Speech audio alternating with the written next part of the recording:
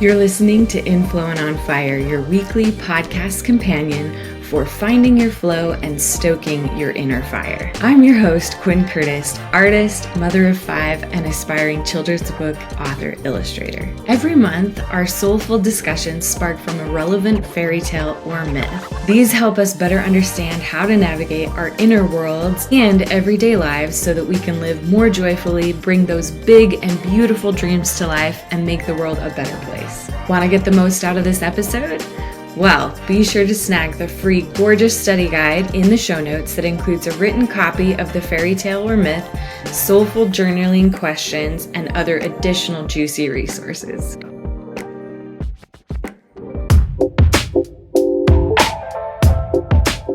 Today's episode is for you if you're struggling to balance life, parenting, and work, or maybe you'd love to feel more joy in your everyday life, and also if you just love a really inspiring conversation of brave women giving it to you straight about what it really means to show up for ourselves and loved ones in a way that feels just right. Today's episode is a potent conversation with my dear friends and fellow executives, Alexion and Heidi Fry. Kathy is a mom, a wife, a lifelong curious learner and adventurer with wanderlust for cultural experiences, the outdoors, and world travel. She loves a good laugh, spending time with her family and friends, and is also an over 25-year technology professional. Heidi is a seasoned executive with extensive experience as a CFO, president, and CEO, driving strategic growth while fostering innovation and building meaningful relationships. She's passionate about embracing growth opportunities and enjoys the outdoors with her husband and 3 children. This episode is part of our Goldilocks and the 3 Bears fairy tale series, where we're diving deep into issues of the power of choice and finding what's just right for us. Be sure to stay to the end of this episode, where I'll be sharing this week's Inflow and On Fire Bride idea, which will help you integrate all this goodness into your everyday life. I loved this wholehearted discussion about discerning what's just right for us and finding the courage to live a life that's in deep alignment with our values, and I can't wait for you to listen.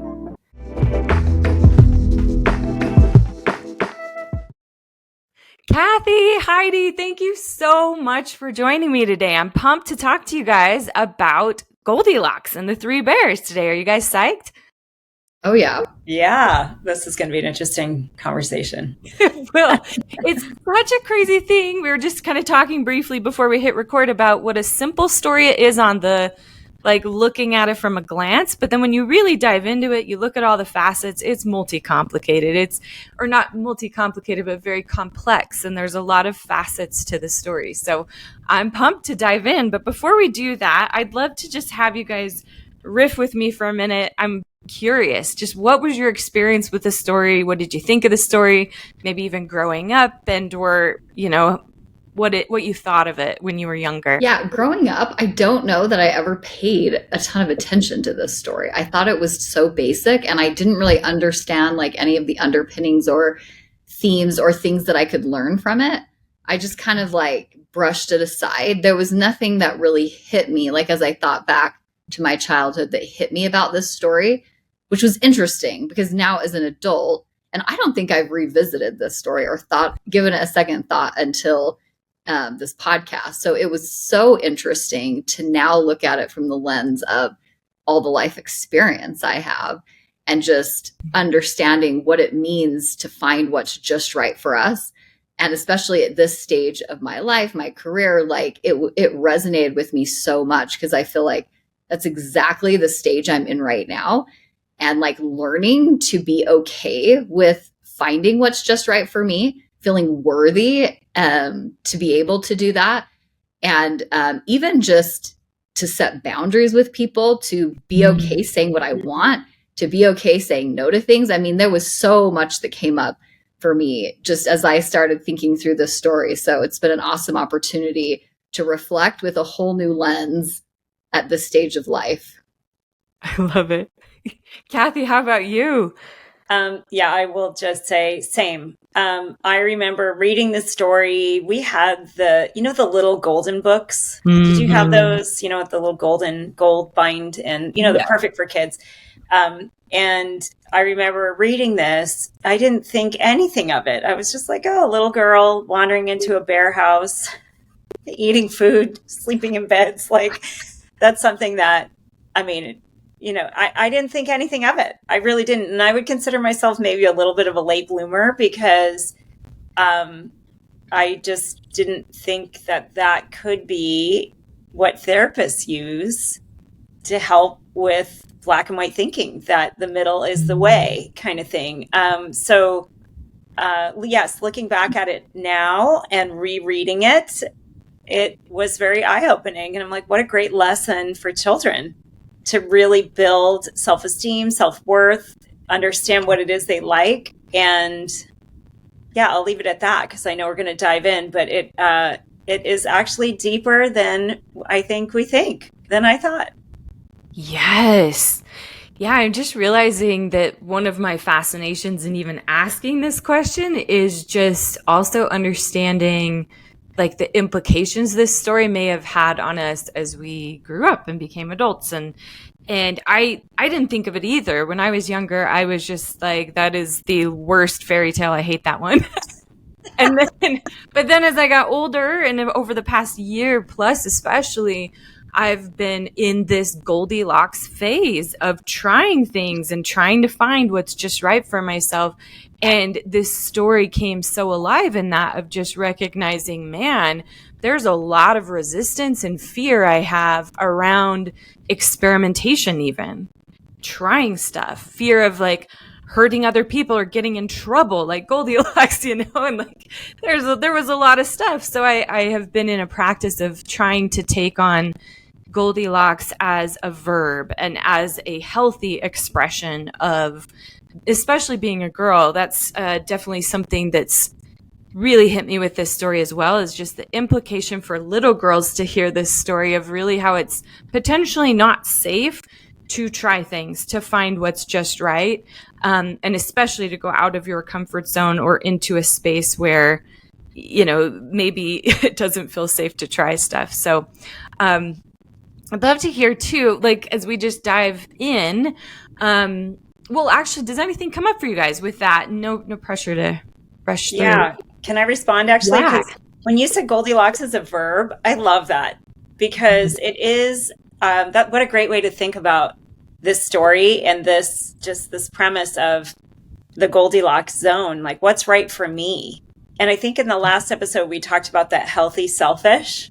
It's I take care of me for the benefit of you. And that is, I think that's what's important, is to figure out what we want, what we like. And going back to the way maybe girls are programmed, I'll just say in general, the baggage that gets carried of being the people pleaser, you need approval or worrying about what people think. And this just blows it out of the water.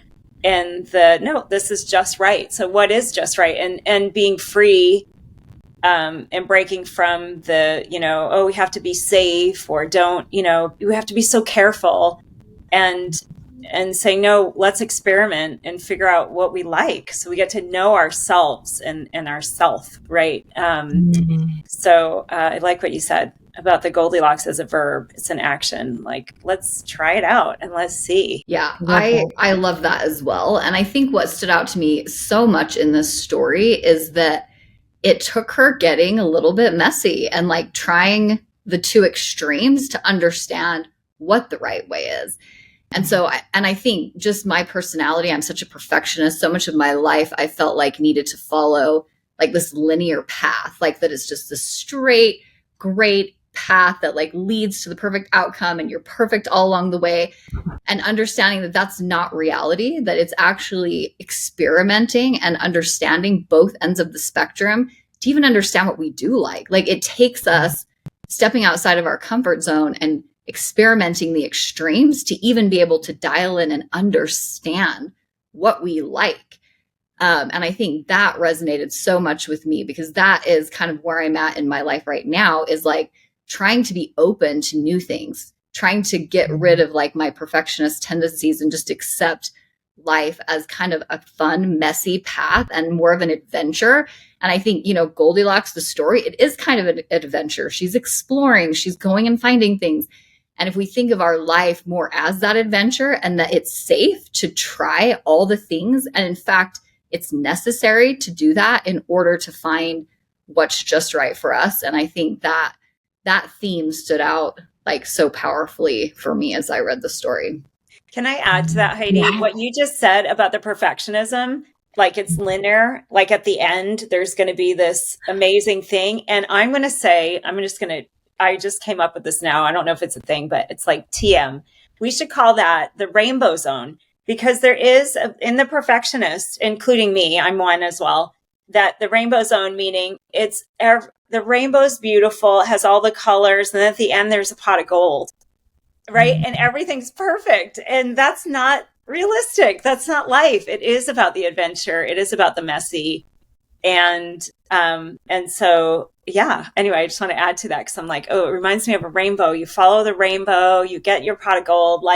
That's life. It's perfect, right? But that's not it at all. Wow, I love that. That is making me think of even like with the Wizard of Oz and God, why can't I remember the main character's name? But Dorothy. Thank you, Dorothy, and walking on the Rainbow Road to try to get to the amazing Emerald City where everything's going to be solved, and then finding out it was all a lie. It was all a facade, It's crazy, man. And what both of you guys are bringing up for me too is even just this concept that I think totally relates to the perfectionism too, but this concept of maximalizing. Like being so efficient.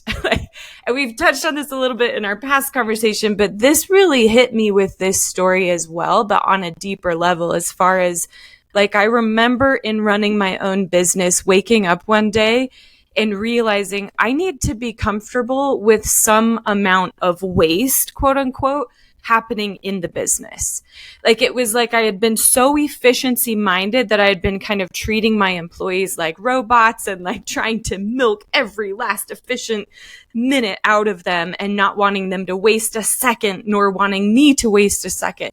And I honestly did live like that for years. It was like even every interaction with my kids was all about how can we be the most efficient with this time and get the most quality time out of this 5 minutes. It's like, I just think that there's this interesting way when we are not open to that experimenting and exploring the adventure aspect you guys are bringing up as well, that it really like tightens and narrows that box for us to live in into such a small space that there is there's no breathing room. There's no wiggle room there. And instead, like the more that I've been able to say, quote unquote, wasting time is actually like potentially not even real. That's where I'm at these days. Or I'm like, I don't know if that is a real thing, because when I'm even wasting time, there's value that comes from that. There's rejuvenation, there's recharge, there's an opening of my creativity to think of new ideas and things. So I just think as one of the things that has majorly blocked me finding what was just right is not allowing myself that wiggle room or that, breathing room to even try and experiment. Have you guys experienced that as well? Oh, definitely. Oh, yeah. Yeah. And I feel like even just to Kathy's point of like thinking that you're working, there's this rainbow path you're following, you're going to have this pot of gold, and you want the most efficient, effective, fastest way to get there. Like we're always trying to do these life hacks and like, how can I just make my way there in 2 years instead of 5 years? And you know what I mean? It's like we think somehow by like hacking the system and getting there faster, we can find happiness faster. But it's all about this idea of like searching for something else, like something that's just beyond our reach. And it was interesting. I was listening to a podcast by Eckhart Tolle yesterday, and I don't typically listen to this podcast. I just like saw it and was like, oh, I'll listen to this. And it was so interesting because he talked about this idea of like having happiness just be just beyond our reach.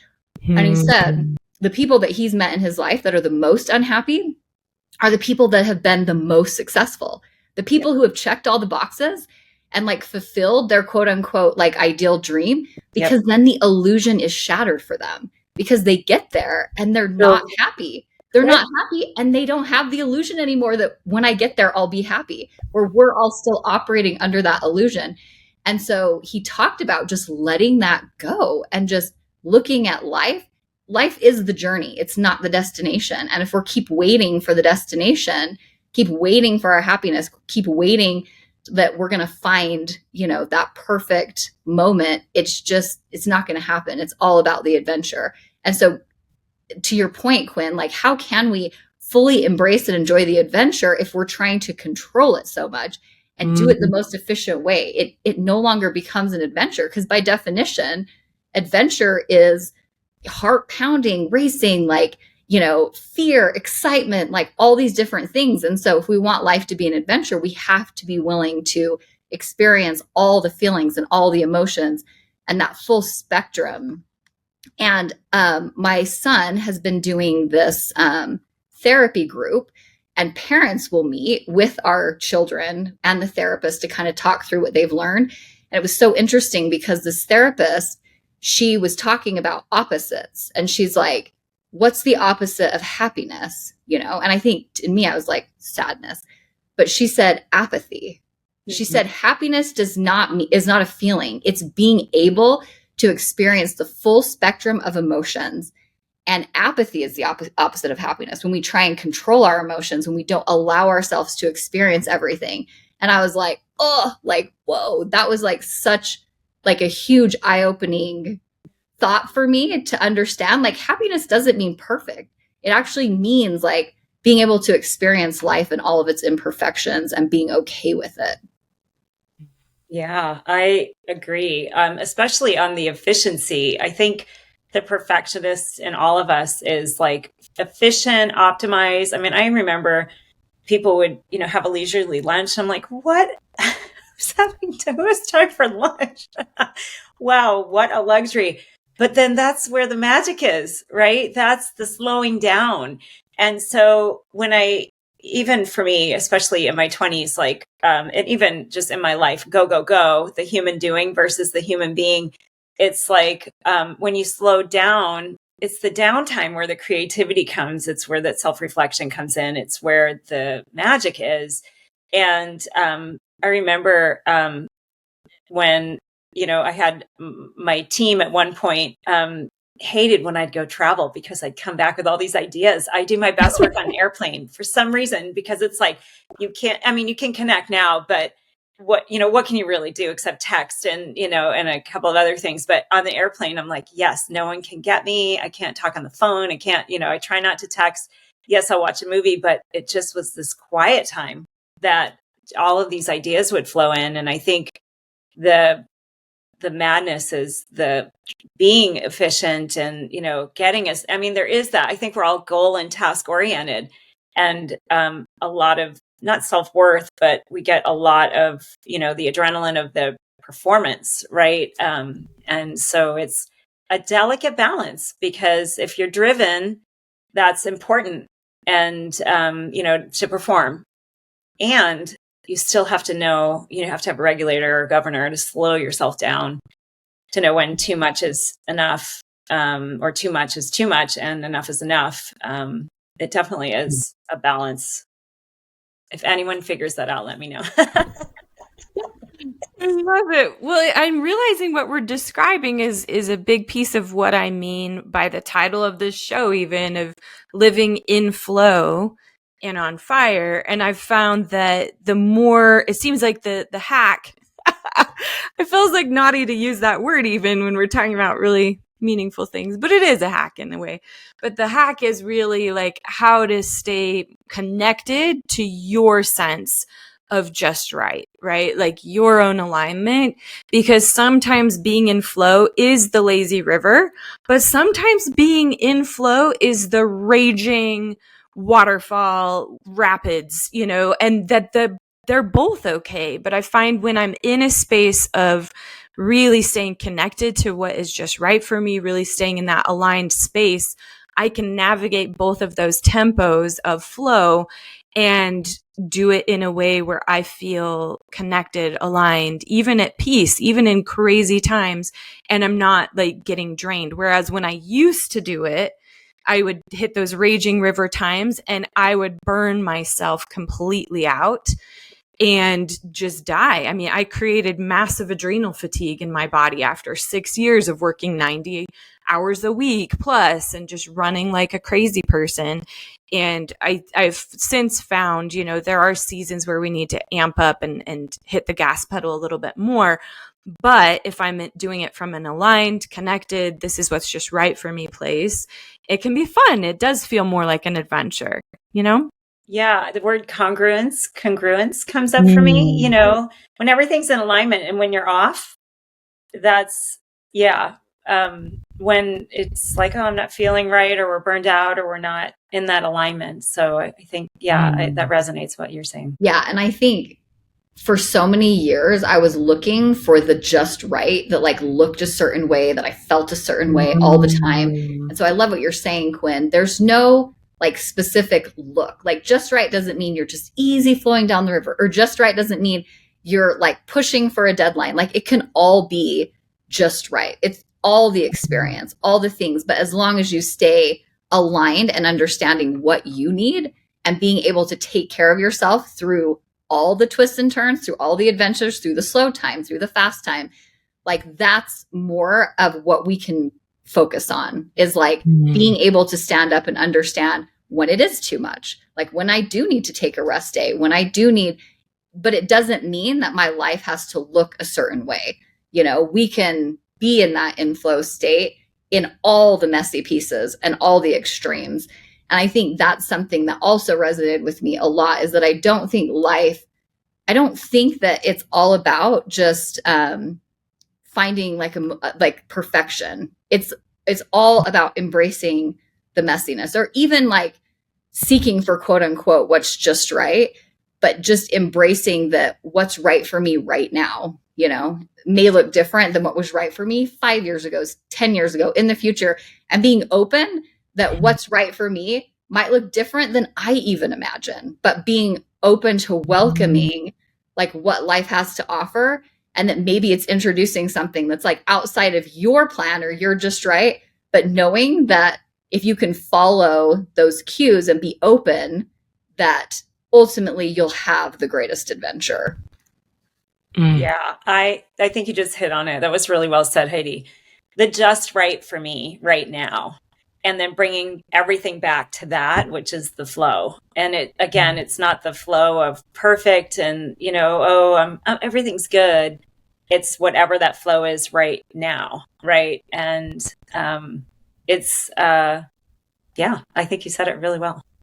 Ooh, it's reminding me, maybe the last little tangent on this before we change gears, but I'm just like remembering what I used to define as the I'm in the just right zone with what you guys are saying. It was like, I have to get exactly 8 hours of sleep, and I need to be eating the exact amount of meals with the right amount of protein and all the things, right? And I've got to be exercising a specific time. Like it turned life into a checklist, where any day when that wasn't happening, then I felt like I had failed, or like I'm just living in between to when I finally figure it out and I finally get all those ducks in a row. And after chasing that for a long time, I'm definitely surrendered now more to recognize that's not really how life works, and that at certain seasons, it is right to get 8 hours of sleep. And at other seasons, it could be totally aligned to get less or more than that. And I was just thinking how funny it is when like all the exercise fads or the eating fads, like I was literally just hearing this exercise thing that was blowing my mind this weekend, where it was talking about 40 minutes of like intensity once a week, and you can get better results than every day, blah, blah, blah. Like, isn't it funny how like there are ways to do all the things in a way that's in alignment for us, and that like some of the ways we think are just right to do life, they often are just a fad. And then like you come out, you've been eating this specific way because this is what everybody's saying is just right, and your body isn't maybe dealing with it very well. And then you like hear about, I don't know, the Mediterranean diet, and you're like, dang it, those people have been eating bread this whole time, or whatever it was, It's just so funny when that whole time, if you would have just really leaned in and been like, this is what feels good to my body, then it feels a little bit more enduring and less tossed around by the just right messages we kind of get around us all the time.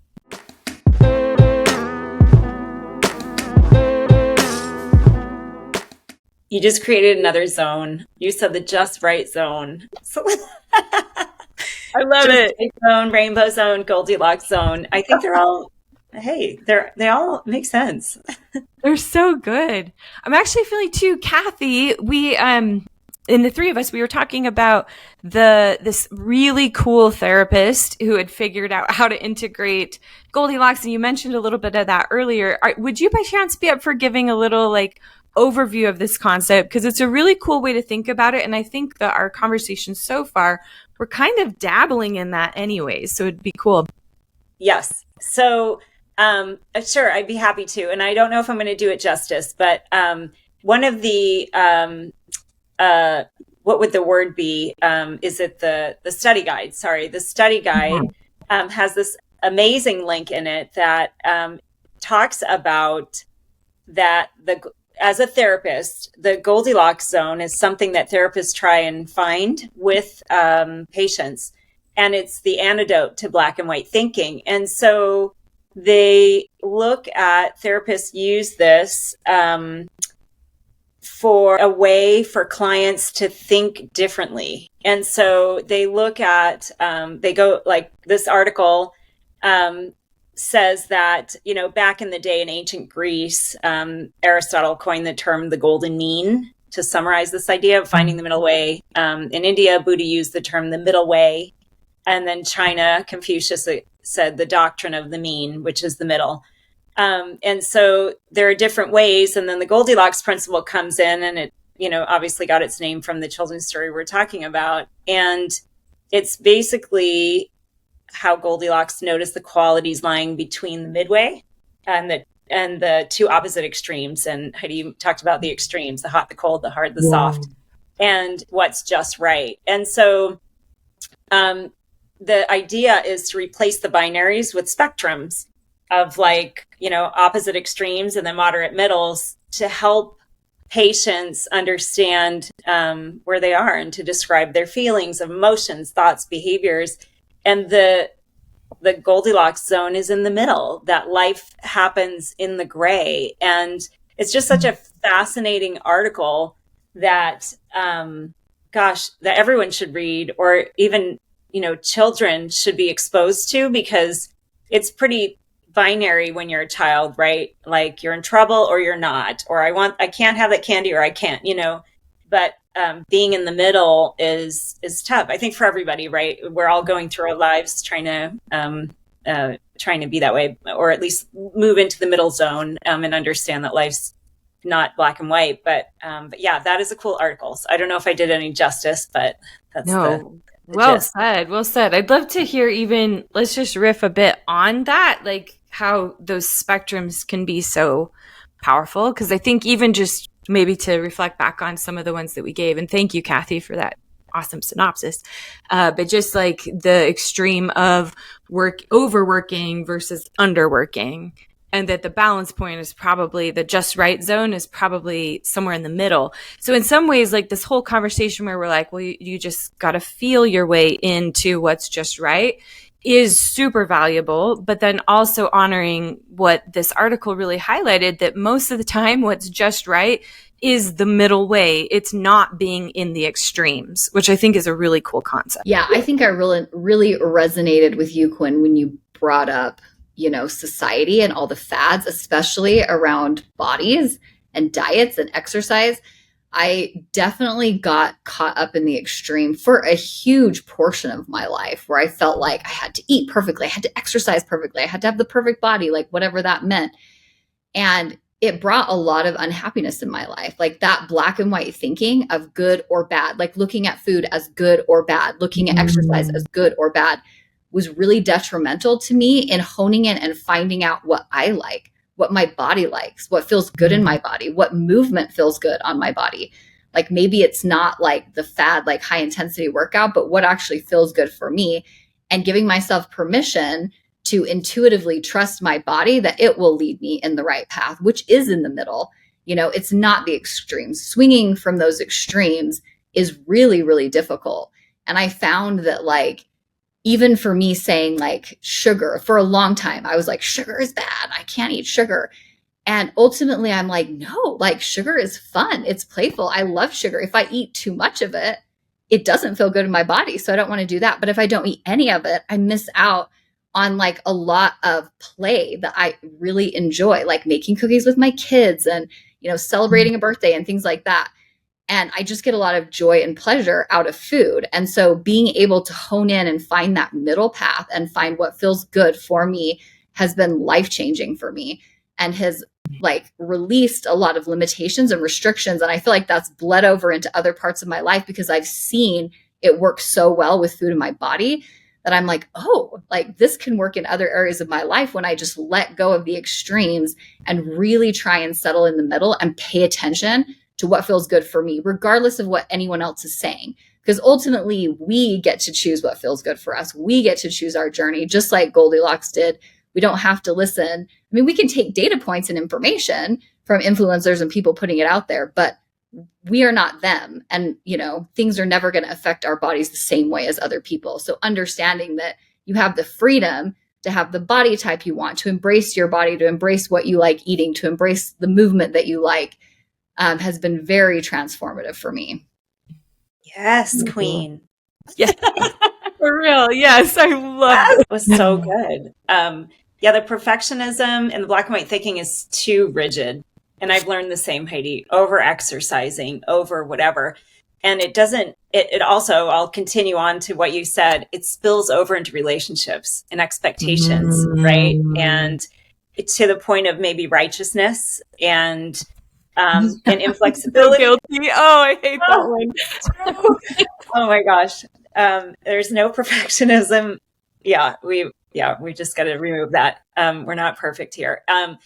But it impacts everything. It's easy. I would say black and white thinking's easy, right? Especially as an executive, right? When you're in your executive brain and you got to make those decisions, it really is on or off, or we're doing this or we're not, or this is costing this amount of money and this is how much I'm willing to spend, right? When you're in your executive brain, okay. But when you are in your body and have to find the middle way and get out of that brain and feel it, then it's a different life because it is more complicated. People are so complicated. And, it's like, if I could just, if everyone could just do this, or if my parents, I was just telling someone last night, I'm like, oh my gosh, if I put my family on a performance improvement plan, or some of them, anyway, but life is too complicated. And so it's easy to go black and white. It's just, but people are complicated. Life is complicated. And the more we learn to sit with the middle and the gray and the less black and white, I think that's the work. That's the hard work. I think it comes easier for some people. Like my husband, he's so laid back and he totally gets, like, he lives in the gray. And I'm like, I don't understand you sometimes.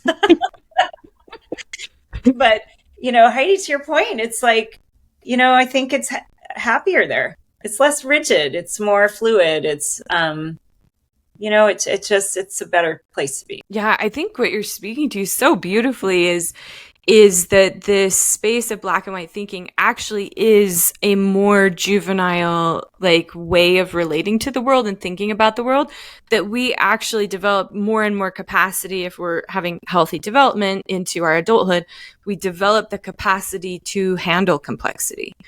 And it's interesting to see, even just in how polarizing our political situation and other things in our world are right now, how as a society, we kind of need to keep developing and growing to be able to handle more and more complexity, which is so cool. So I love what you're bringing out there. Well, we've solved it. We've figured it out. You just follow what feels right. You just do what's your just right. And we could end this podcast now because we all know the answer, but it's not that easy.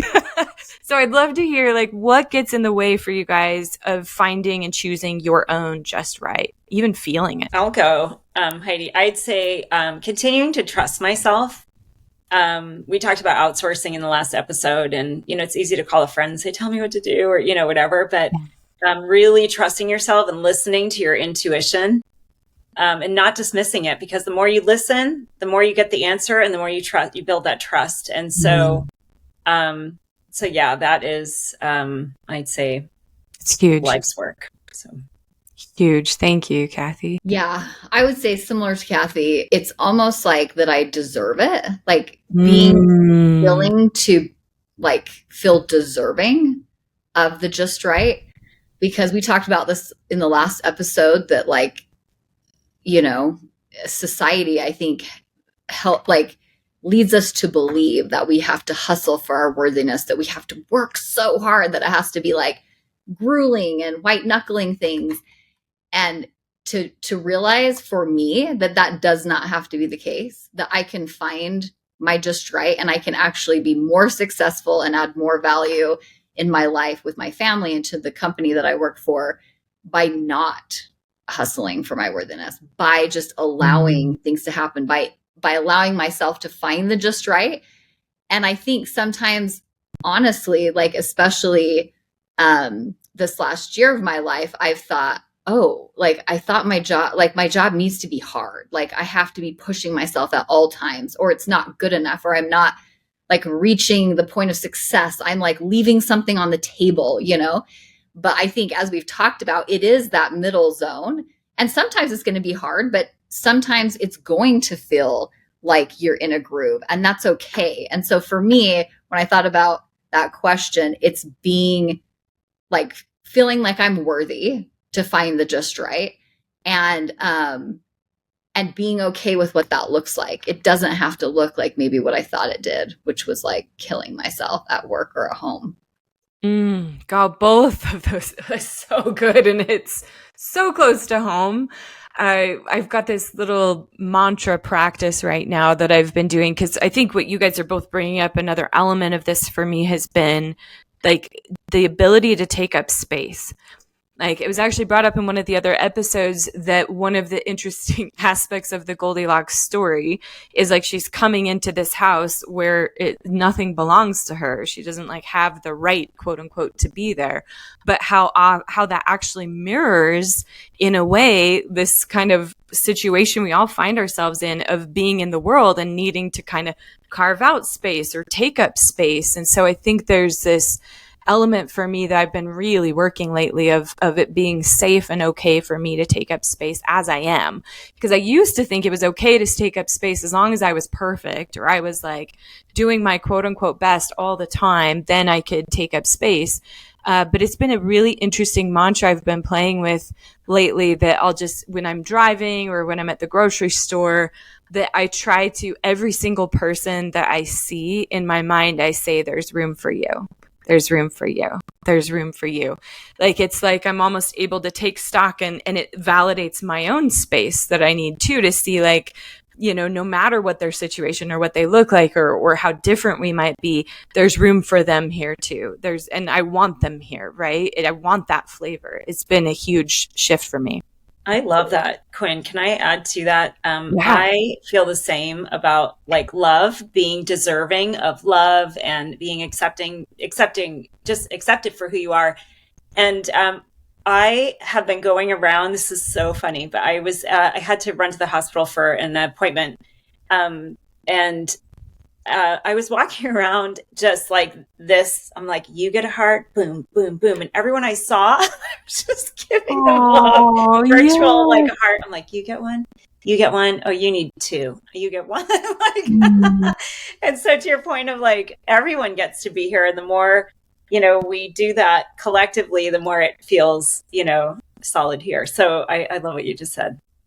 Yeah, that resonates so much too, Quinn. And what is really cool is it started out as a mantra for you. And as you gave yourself permission to take up space, you were able to give other people permission to do the same. And so I think this practice, this work starts with us. And as we're able to be more like open with ourselves and give ourselves the space to make mistakes, give ourselves the space to explore, we are more likely and willing to give others that same space. And I think I've been thinking, like, as we're talking about the spectrums in the middle, like parenting, I feel for my children, like in that era where I was so black and white and perfectionist. And I feel like as I've been able to explore the middle path for myself and get out of the extremes, I've been much more willing to parent that way and have it be less black and white. And as I've gotten out of the perfectionist mindset for myself and the path has to look a certain way, I've gotten out of that for my children. And I think especially as parents, we think we know what's best for our children. We think we know their path.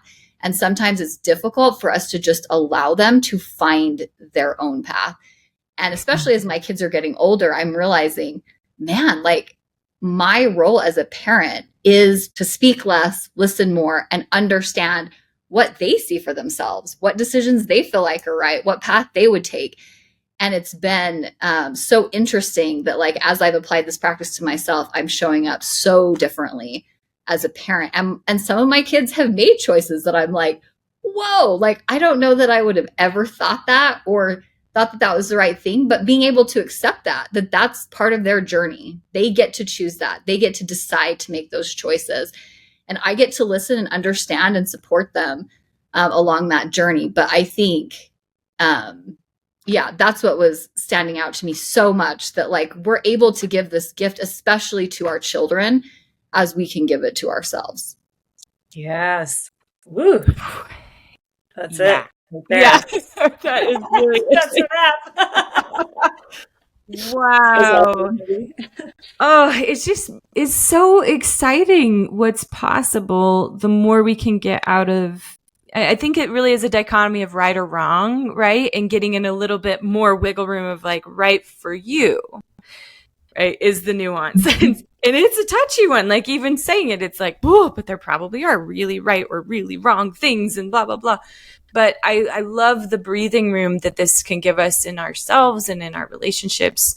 It feels really important. Goodness. Okay, so we're going to choose to do what's more.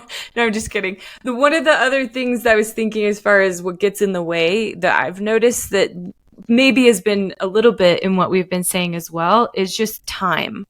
Like a fear of time running out. And I'm kind of thinking of what you guys were saying earlier in that the rainbow, getting to that pot of gold at the end of the rainbow. I think that there's been a way, and to what you were saying, Heidi, about just like what looks just right, right? Like I think that there's a way that I've kind of disassociated from my everyday life in the attempt of like, I'm going to go get that pot of gold. And once I got the gold, then we're going to be okay. And then we'll be able to live just right. And so it's like the pot of gold being once I lose those 30 pounds, or once I make $100,000 more a year, or once I have figured out how to keep our house clean all the time. Like, and so I've found myself feeling like I'm living in between the big things, the big just rights, and I'm like surviving in between those instead of actually living in them. And so this concept also with Goldilocks has helped me ease into this a little bit more and think like, okay, like there's time, just purely that, like there's time to play, there's time to mess around. Like I've had the thought of like, you know, heaven forbid I get in a car wreck and I am now paraplegic. Right? Is my life just over? Am I wasting the rest of my life because I can't, you know, hit those fitness goals or those income goals or the even goals with my kids, right? It's just really got me thinking lately, like what does equal like worth it or a good life or just right? And I think that my definitions have been far too narrow and I'm trying to expand that out now, you know? I love what you said about if I do this or that, then it will be just right. And it's the if then else that it's now is just right. Right? It's not do this and that and then just right. You have to live now. Yeah. Yeah. I think what resonated for me, Quinn, with what you said is the concept of time. That is something that I have struggled with my whole life. Like, well, if I just had more time to do this, then I could fit it in, then I could do this. And then like for me, really understanding and meditating on like that time is an illusion. Like the concept of time, it really is an illusion. And the mantra I had for many years was, I have enough time to do everything that I need to do all the important things, and stop thinking of time as this thing that I don't have enough of, because I felt like that was an excuse for so many things. And ultimately I'm like, if it's important, I make time for it. If it's a priority, I make time for it. And so really understanding that it's not about time, it's about finding like what feels right for you and giving yourself permission to prioritize that. And as I say that mantra, because sometimes I'll come into my workday and I'll be like, I don't know how I'm going to get this done. I don't have enough time. And then I'll think, no, I have just the right amount of time. Like I have time to do all the things that are important. And ultimately, we can never say we don't have enough time because we never know how long things are going to take. And I'll find like little things at work that, you know, I thought I had like put 3 hours on my calendar to do, and I'm able to do it in an hour because I'm not so stressed about the time. I've let go of that illusion and just told myself, as long as I prioritize, I will get everything accomplished that I need to. Everything that needs to get done will get done. If it doesn't get done, it must not have been that important or needed to get done today. And that's totally okay. And so like releasing myself from the restriction and restraint and stress I felt around time has really allowed me to just prioritize what I feel like is important.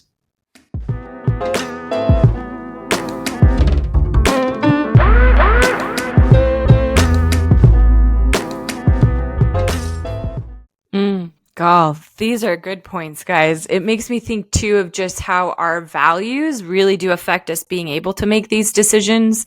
And I'd love to hear, like, the values conversation is can be elusive sometimes, but have you guys kind of thought about what some of your values are and how that might affect you really making these choices of what's just right in the moment? Yeah, I've done a lot of values work over the years. And definitely, at the top of the heap for me is usually integrity. So that one is a big one for me. I don't necessarily have the issue of time. I know that's a thing though. I think, Heidi, you touched on the priorities. And if we go back to the day that we all used to date, and it's like, I liken it to when you like someone, you move heaven and earth to make time for them and to see them and when you don't, you are busy, even if you're doing nothing. Yeah. And so, like to do all the things it is, I guess for me, maybe subconsciously about priority. I'm like, oh no, I can do all the things. And my husband's like, I don't know how you do all those things. And I'm like, I just get it done. It'll get done. But yeah, I think going back to values, I think, that's an interesting, I know there's something, I read the article and I even downloaded the values PDF because I want to do it with my daughter. I want to see what's important to her, because it's like, now's the time, because I don't know about you guys. I know we all have different religious backgrounds and upbringings, and me being from New England and where are you all from and stuff. My family did not talk about values in the way of like, here are our family values. I just knew that I would get a smack if I lied or if I stole something. You know what I mean? I'm laughing about it. I would never do that today, but that's how it was when I was a kid. And so, but it wasn't a sit down and let's talk about our family values, and so those are the things that we work on, my husband and I, with our daughter. Like, we don't have secrets. We don't have, and we say those things to keep our daughter safe. Like, if we have a babysitter come, we're like, oh, we don't have secrets in the house, let them know. Like, my daughter's not going to be something you're going to be a predator of, or whatever.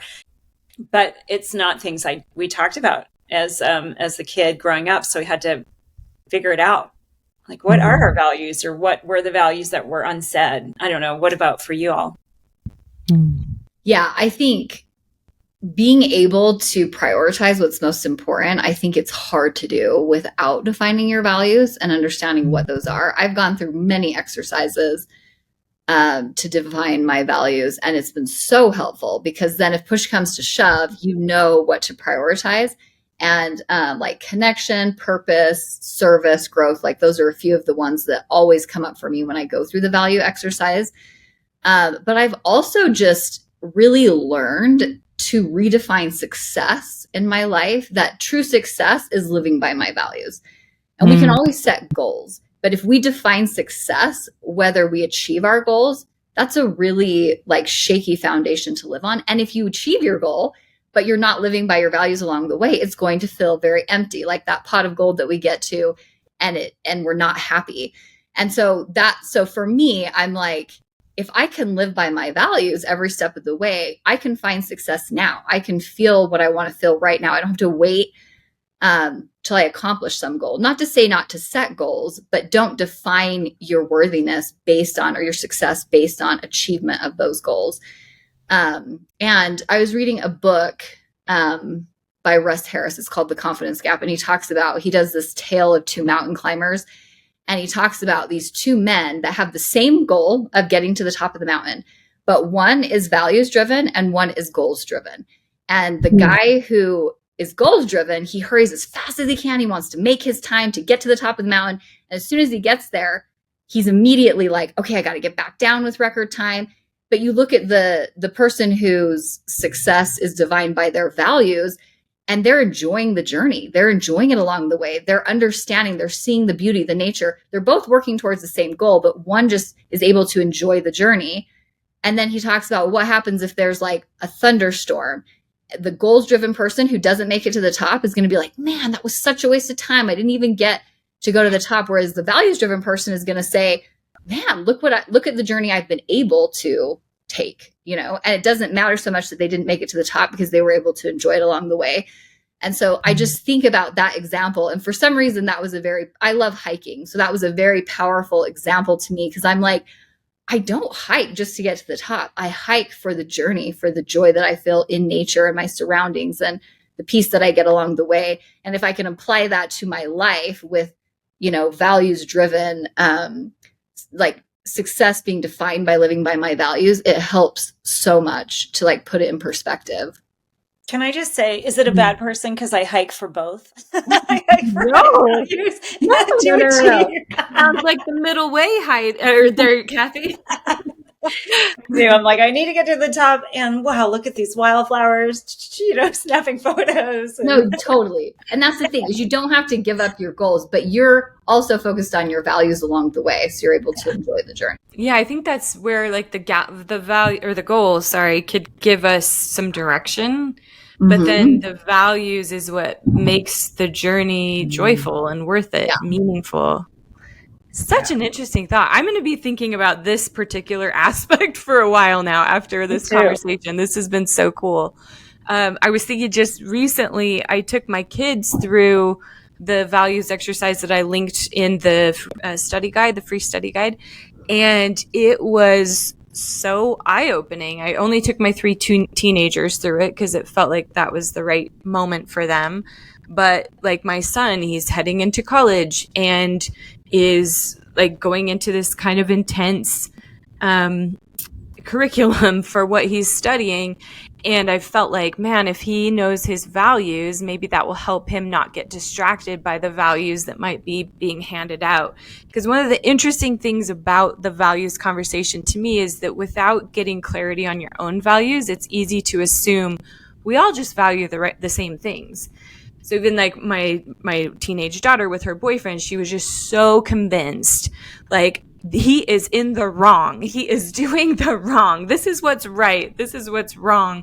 And I was like, in this specific instance, I could see this is a values conflict. This is not like what's just right for him as someone who really values social connection really highly. Yeah, he's going to be messaging everybody all the time and talking to everybody all the time and talking to people a lot, but your values don't align there. And so that doesn't make him wrong. It just makes it so you get to ask and say, does this relationship line up with your values? Or do you want this?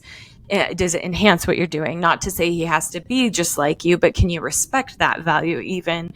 It was a really interesting conversation. And so I loved having them all walk through it and then showing them each other's values to help them see like, oh my gosh, my values is part of what makes me an individual. Like there could be common themes, but this is part of what makes me, Yeah, that's so cool that you did that. And Did you find anything, Quinn, that was like, whoa, this child has this value I would have never guessed, or where did that come from? Or Yes, really? actually, if I can, I'm going to pull it up so fast, but my kids with my son, actually, so he's going into this big, intense piano pedagogy and performance degree. And so it's going to be like they told him a minimum of 3 hours of practicing a day is what they expected. No big deal. But the values that he outlined were, first of all, kindness, honesty, creativity, and daring, which is so fascinating. So I was just seeing how, like, if he were to attach to the value of success or like, I don't know, honor, even like there's different values that you could do piano performing and really like be driven by. And I could see, oh my gosh, every time the light has gone out in him with his piano journey, I think it's because these values aren't being honored. So we had this beautiful conversation about, especially like for him, honesty is like aligned with integrity and doing what he's saying he's going to do. And then kindness, like being kind to himself and to those around him. Like you could see how over pressuring, over working could hit those and be conflicting. But then the two that really stood out was that it needs to feel creative and it needs to feel courageous to him, like with that daring value. And it was like mind blown of, okay, this is how we help this kid rise up and reach his potential. It's not by dangling like, well, think of how famous you could get, or think of how, I mean, he doesn't care about any of that, you know, at the end of the day. It's really cool. That is really cool. I guess I parlayed into I haven't done the exercise with my daughter yet, but we've been having some issues with some friends, little friends, and one of the friends is very inconsistent and makes my daughter not feel good about herself. So we're trying to talk about friendship values, like what do we like in a friend? Do friends make us feel good? So she's been exposed now since we just moved to, different friends here. And I would name the name and say, okay, how does this person make you feel? And she's like, good. And I'm like, well, how does this person make you feel?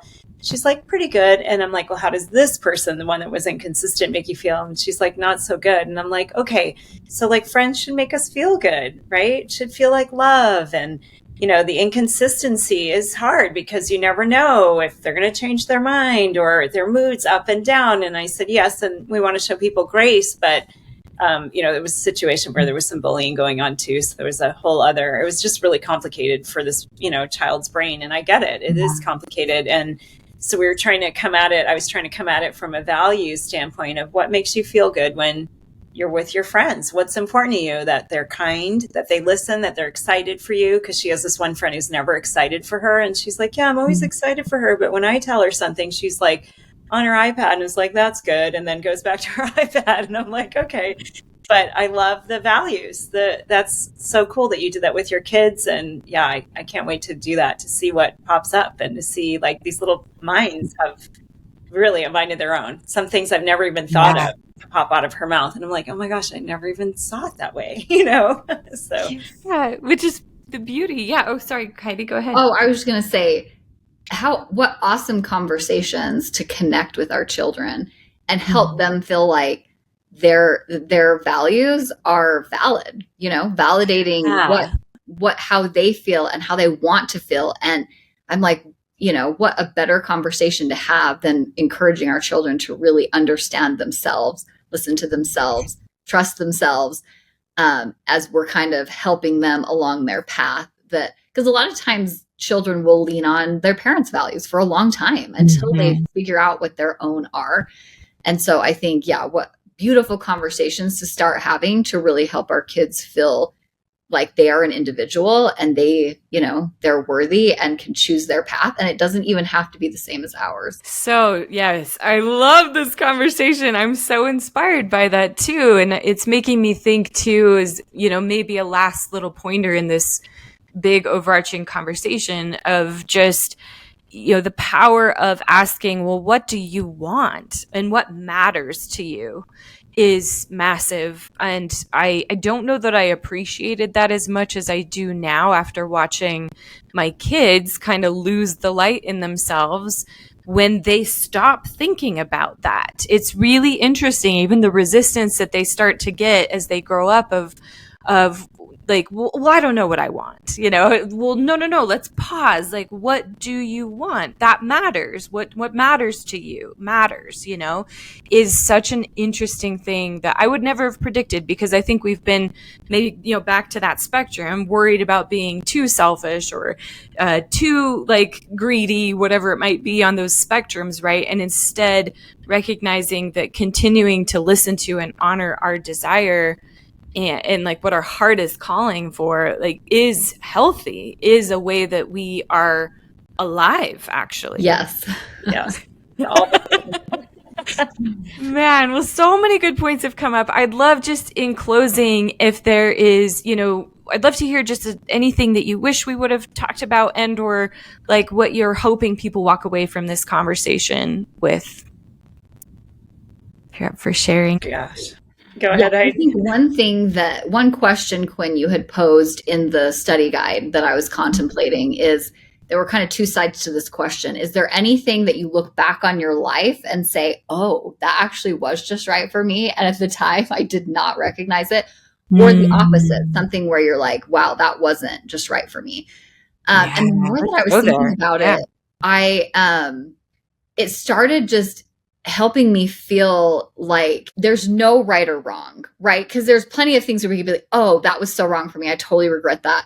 But as I was doing it, I was realizing, no, like those experiences helped me understand what was right, what was just right. So there were experiences that came up for me that I was like, whoa, that was a tough experience. That was not the right environment for me. But I'm like, but look at everything I learned. I learned that extreme, or what I was doing in that season of my life, it helped me understand better now what is just right. And if I hadn't had that experience, I wouldn't have the understanding now.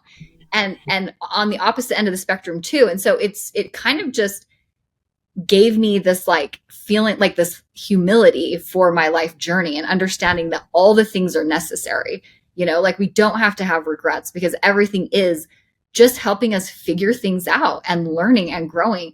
And yes, there might be times in my life that I think what's cool is to say, man, that was what I needed to learn during that period of time. And so it helps me trust that I'm learning what I need to right now. It helps me trust in the whole journey and experience, that it's so beautiful, and all the things that you're experiencing in life, like, help you find these things. There's no right or wrong way.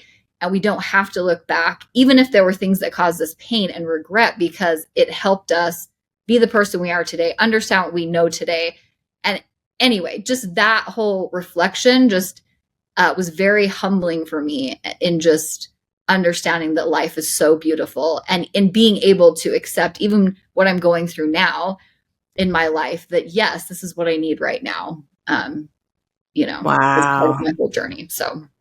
Wow. Thank you, Heidi. Wow. Yeah, I couldn't have said it any better, Heidi. I don't think I have anything to add. I think that was really well said.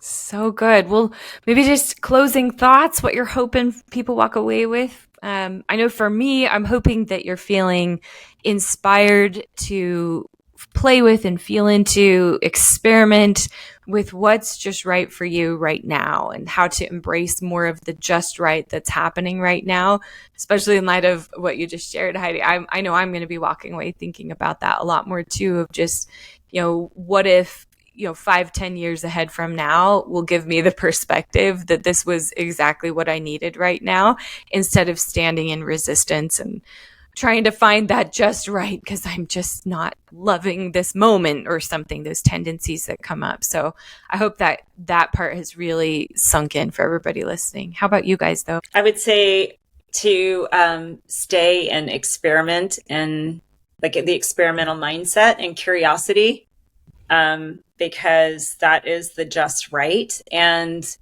I think just to, to add to what Heidi said, life is done. If you look at it with the perspective, life is done for us, not to us, then we get to learn, and we're just figuring it out as we go. And that's where life happens, where we get in the middle zone and we learn, okay, whoa, an extreme this extreme, and extreme to any extreme becomes a weakness at some point, right? I've said this in the past, like, I love pizza, but if I eat pizza to the extreme, it's not good for me. Alcohol, it's not good. Cake, right? And whatever it is I'm eating or whatever it is I'm doing, anything to an extreme is becomes a weakness. So there's somewhere that pendulum just kind of rests itself in the middle, and I think we're all just figuring that out. So stay curious. No, so well said, both of you. And I would say just to embrace life as an adventure, not look at it as right or wrong, but look at it as the adventure and the things that you are learning right now. I was listening to a Michael Singer podcast this morning, and he was talking about this fact that like life is not fully in our control, right? He said, all we get Wait, what? Heidi, are you? I was hoping it would be, but I've learned the life is not going to happen. We didn't want to bring the bad news to you, but you heard it from here first. He talked about this ability to show up with curiosity and excitement. And he's like, if you're getting married right now, like enjoy it. Look at it as an adventure. If you're getting divorced right now, look at it as an adventure. Like, what is this going to be bringing me? And I kept thinking of that Helen Keller quote. I'm sure everybody hears, but it's one of my favorite. And I brought it up because I felt like this is kind of what I would like people to leave with. She says, security is mostly a superstition. It does not exist in nature, nor do the children of men as a whole experience it. Avoiding danger is no safer in the long run than outright exposure. Life is either a daring adventure or nothing. Wow. Such a beautiful way to end. Thank you. Thank you so much. Goodness. Kathy, Heidi, I so appreciate you coming and sharing in your vulnerability of your own beautiful, messy adventures of life as well, and just what you're learning and how you're growing and how these themes have affected you. Thank you so much for making the time to have this conversation today. It's been just a delight. Thank you so much, Quinn. Good to see you, Heidi. Thank you, Quinn, for the opportunity and for putting this all together and allowing us to go on this journey with you.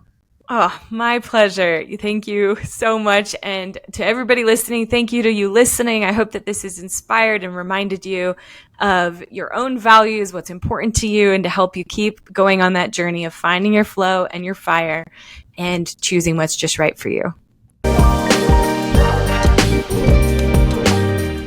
One of my favorite parts of this conversation was when Heidi shared the Helen Keller quote, "Life is either a daring adventure or nothing. Security does not exist in nature, nor do the children of men as a whole experience it. Avoiding danger is no safer in the long run than exposure." This quote hit me like a ton of bricks. I honestly hadn't heard this one before outside of the first line of that life is either a daring adventure or nothing. And it was so inspiring, especially in the context of the conversation today with Kathy and Heidi, and just talking about all of these really potent themes for our lives. And so today's Inflow on Fire Bright idea is to ask ourselves, what is our daring adventure of life inviting us to enjoy more? What feels just right, and how can we lean more into savoring and appreciating it more? This is an area where I feel like just even changing my perspective about my life and seeing it as a daring adventure can move mountains as far as the way that I face my life and enjoy my life. And I'm so inspired by this idea of the joyful adventure, or seeing it as, so much, like an amusement park, right? Where you pay money to get scared and experience intense experiences for the thrill of it, right? And what if our everyday lives are so much more like that than maybe we care to admit, and kind of think that they need to be this boring normal when in actuality, every day really is an adventure. And there are parts that we could certainly lean in and enjoy so much more. So if you'd like to think more through this bright idea and more questions to help you break through with this month's content, please be sure to download the free study guide that's listed in the show notes.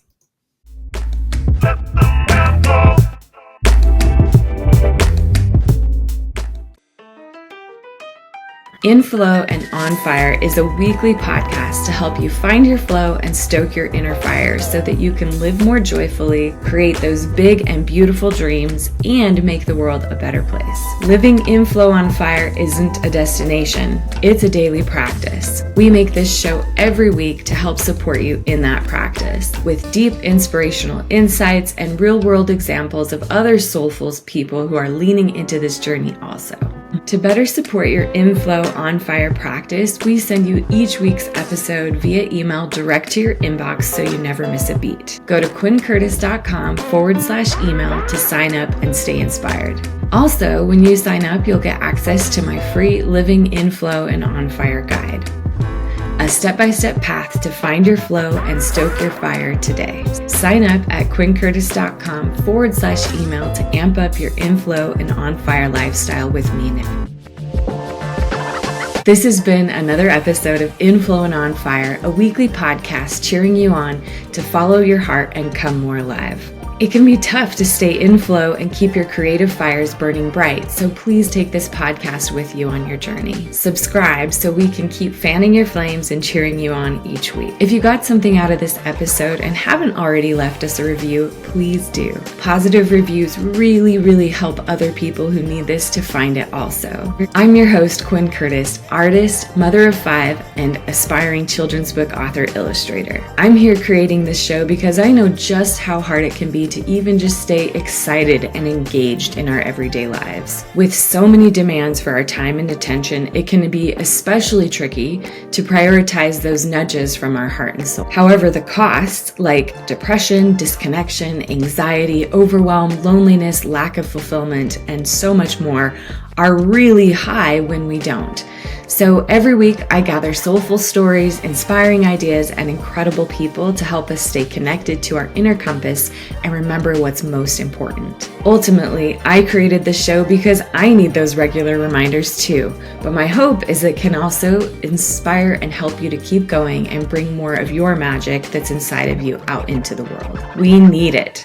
Special thanks to Avesa and Maddie Love for our theme music. Thank you so much for listening, friend. In between now and when we connect again, stay in flow on fire. It matters and you matter.